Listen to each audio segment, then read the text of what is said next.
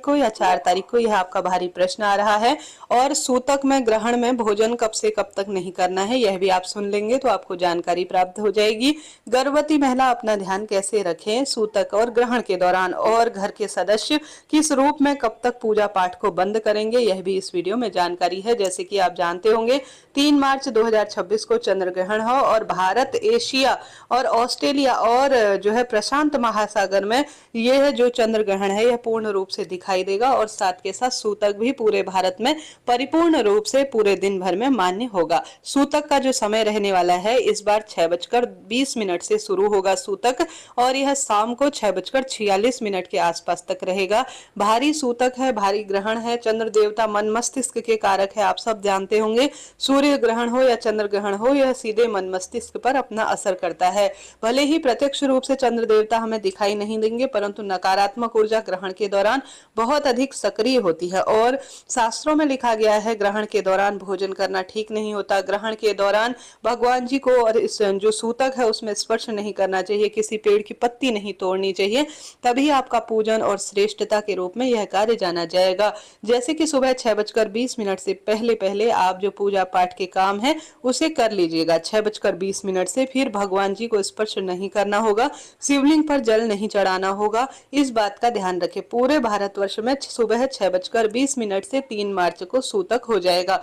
ऐसे में आप सभी अपने भगवान को पूरा दिन भर में लड्डू गोपाल को जो भी भोग प्रसाद समर्पित करना होगा, दिया बाती का जो कार्य होगा, तुलसी में जल चढ़ाने का जो कार्य होगा, या आपने जो मंगलवार के कोई नियम लिए हैं तो जल्दी उठकर 6:20 से पहले पहले आप कर लीजिएगा। भले ही आप अपने लिए सूतक मान्य करें या ना करें इतने लंबे समय, परंतु भगवान के लिए आप सूतक मान्य जरूर करेंगे। इस बात का आप ध्यान रखें, नहीं तो आपको भारी दोष और ग्रहण लगेगा। तुलसी के पत्ते आप तोड़ लीजिएगा। सुबह सुबह ही सूर्य उदय हो जाता है, आप 5:30-6 बजे आप तुलसी में जल चढ़ाकर तुलसी के पत्ते अच्छी तरह तोड़ लीजिए। फिर ग्रहण लग जाएगा तो तुलसी का पत्ता बिल्कुल नहीं तोड़ा जाएगा, इस चीज को नोट करिएगा।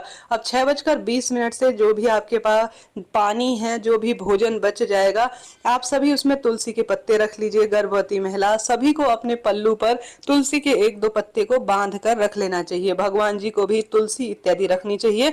जो खाने की सामग्री है आपके घर पर जो तरल पदार्थ रूप में, उनमें या तो कुशा घास रखें या तुलसी के पत्ता जरूर से आपको रखना चाहिए। ऐसी मान्यता है, इससे सूतक बिल्कुल भी उनको जो है वह दूषित नहीं होते। अगर ऐसा नहीं करते, खुले में वस्तु पड़ी है और सूतक के दौरान यह सब चीजें स्पर्श हुई हैं, तो फिर इन चीजों को सूतक समाप्त होने के बाद फेंकना पड़ता है। तो चीजों को नोट करते हुए चलिएगा।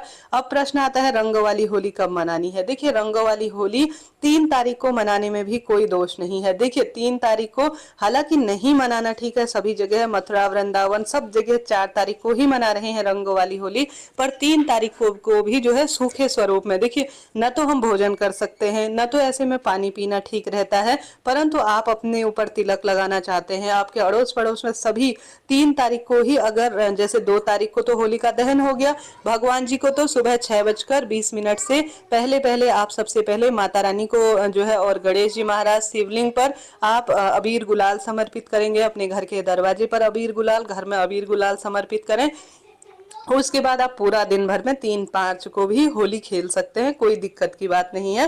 परंतु अधिकतर स्थानों पर 4 मार्च 2026 को ही शुद्ध अवस्था में ग्रहण समाप्त हो जाएगा, तो 4 तारीख को ही हर जगह रंग वाली होली खेलना ठीक मान्य हो रहा है। तो आप अपने क्षेत्र अनुसार ही यह कार्य करें। हमारे क्षेत्र में तो 3 तारीख को होली रंग वाली कर ले रहे हैं, कोई दिक्कत की बात नहीं है।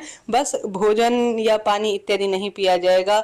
जो हमारे जो भगवान जी के जो गाने होते हैं राधा कृष्णा के, उनमें नाचना गाना और रंग इत्यादि एक दूसरे को लगाना, बधाई इत्यादि देना ग्रहण में कोई दोषपूर्ण नहीं है। ऐसी अवस्था में 6:20 से पहले पहले उठकर भगवान जी को अबीर गुलाल समर्पित कर भोग प्रसाद समर्पित कर लेंगे। जो भी खाना पीना रहेगा वह भी खा लेंगे, और उसके बाद निश्चित रूप से अबीर गुलाल हमारे यहाँ 3 मार्च को भी खेलने में कोई दोष नहीं कह रहे हैं सभी जन। और यही परिपूर्ण रूप से बड़े मंदिर में मैंने पता किया और पूछा है, पंडित जी से भी पूछा, वो भी यही कह रहे हैं। हमारे यहाँ तो 3 तारीख को भी होली खेलने को मान्यता दे ही रहे हैं। अगर आपके यहाँ 4 मार्च की धुलंडी है अर्थात रंगों वाली होली है तो 4 तारीख को तो श्रेष्ठता है ही, शुद्धता है ही। तो आपकी इच्छा है अपने क्षेत्र अनुसार आप 3 तारीख को भी होली खेल सकते हैं, 4 तारीख को भी होली खेलते हैं तो बहुत ही बढ़िया है, बहुत ही शुभ और श्रेष्ठता इसमें देखी जाएगी। तो इस तरह से यह जानकारी थी। अब भोजन कब से कब तक नहीं करना है, देखिए होली का दहन हो चुका है आज 2 तारीख को, और 3 तारीख को रंगों वाली होली कई क्षेत्रों में खेली जाएगी और सूतक भी है और चंद्र ग्रहण भी है। सूतक सुबह 6:20 से शुरू है और शाम को 6:46 के आसपास तक है। तो ऐसी स्थिति में संभव हो तो पूरे इस दौरान आप न तो पानी पिए और न जो है कोई भी भोजन इत्यादि स्वीकार करते हैं तो उत्तम रहता है, परंतु आपसे नहीं रहा जाता, शरीर साथ नहीं देता है, आप पानी पीना ही चाहते हैं तो निश्चित रूप से पानी जूस आप पी सकते हैं, कोई दिक्कत नहीं है। परंतु इस बात का ध्यान रखें कि जब से चंद्र ग्रहण प्राप्त हो आपको पूरी तरह से 3:20 से शाम को 6:46 तक कभी भी किसी भी स्वरूप में 3:20 से 6:46 तक पूर्ण चंद्र ग्रहण होगा। ऐसी स्थिति में न तो कुछ खाना होगा न कुछ पीना होगा, परंतु आप सूतक में अगर खाना पीना चाहते हैं, खासतौर पर गर्भवती महिला, वृद्धजन, जिन जो बच्चे हैं, दूध पिलाने वाली महिलाएं हैं, वह निश्चित रूप से खा पी सकते हैं। बस तुलसी का पत्ता उस भोजन में जरूर आपसे डालना है, तभी वह शुद्ध माना जाएगा, नहीं तो पूर्ण अशुद्ध होगा। संभव हो तो शास्त्रों में लिखा गया है आप नियम का पालन करें और 6:20 से लेकर शाम को 6:46 तक आप भोजन इत्यादि ना करें, परंतु जल इत्यादि पीने में कोई दोष नहीं है। गर्मी का सा समय है, नहीं रहा जाता है तो तुलसी पत्ता डालकर आप निश्चित रूप से सभी व्यक्ति जल, जूस और जो है इन चीजों को आप पी सकते हैं। परंतु शास्त्रों में लिखा गया है, सर्वसम्मति बात यही होती है, उत्तम स्वास्थ्य के लिए एक दिन भोजन और पानी को त्याग देना चाहिए। तो आप सभी संभव हो अपनी रसोई 3 तारीख को पूर्ण रूप से बंद करें, यह ठीक नहीं है।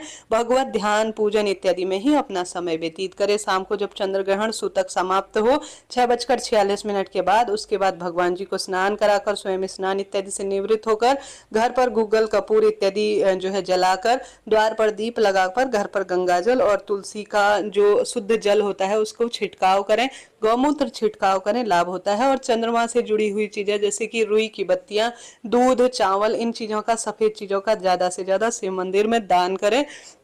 और गर्भवती महिलाएं क्या करें, गर्भवती महिला अपने पेट पर चंदन या गेरू से महामृत्युंजय मंत्र का जाप करते हुए 3 लाइन अपने पेट पर चंदन या गेरू की त्रिपुंड रूप में खींच लीजिएगा। भगवान का नाम जाप करें, छुरी चाकू इत्यादि का बिल्कुल भी प्रयोग ना करें। बाहर निकलने की बात है तो निश्चित रूप से, सूर्य ग्रहण नहीं है, चंद्र ग्रहण है, आप निश्चित रूप से बाहर निकल सकती हैं। होली सूखे स्वरूप में खेली जा सकती है, पानी वाली होली खेली जा सकती है, कोई दिक्कत नहीं। आपसे इतना पूरा लंबे समय सुबह 6:20 से शाम को 6:46 तक पूरे 12 घंटे नहीं रुका जाता, तो आप सिर्फ 3:20 से शाम को 6:46 तक भी ग्रहण और सूतक को मान्य करते हैं तो भी यह पर्याप्त ही रहता है। तो इस तरह से मैंने आपको पूरी जानकारी दी। फिर भी कोई प्रश्न हो पूछ सकते हैं। अब प्रश्न आता है दीदी गर्भवती महिलाएं क्या करे क्या नहीं। देखिए गर्भवती महिला, बच्चे, बड़े और जो बूढ़े हैं और साथ के साथ जो दवाई खाते हैं उनके लिए कोई भी नियम नहीं है, सब नियम लचीले हैं। सरलतम तरीके से मेरी माने 3:20 से शाम को 6:46 के आसपास तक विशेष अपना ध्यान रखें। पूर्ण ग्रहण होगा, दिखाई भी देगा, ऐसी स्थिति में पूरे समय नहीं कर सकते हैं तो इतने समय मान्य कर लीजिएगा। तो और कोई प्रश्न हो आप पूछे, आपका अपना चैनल है, सब प्रश्नों का उत्तर आप प्राप्त करेंगे। अभी के लिए इतना ही। आप ज्यादा से ज्यादा भगवत चिंतन करें। ग्रहण के दौरान कोई मंत्र जाप किया जाए, कोई दिव्य पुस्तक पढ़ी जाए या कोई गुरु मंत्र का जाप किया जाए, साधारण बैठकर सरल तरीके से, अन्य समय की अपेक्षा ये अनंत गुना, लाख गुना लाभ देने वाला होता है। अभी के लिए इतना ही। हरे कृष्णा।